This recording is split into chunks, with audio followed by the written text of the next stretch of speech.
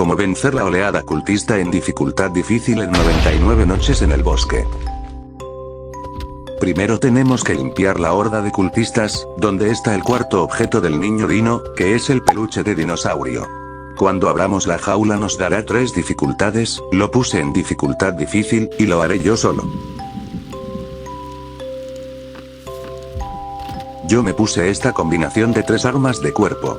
La primera fue la lanza porque tiene buen daño, y si atacas y das vueltas, el enemigo no te va a poder golpear.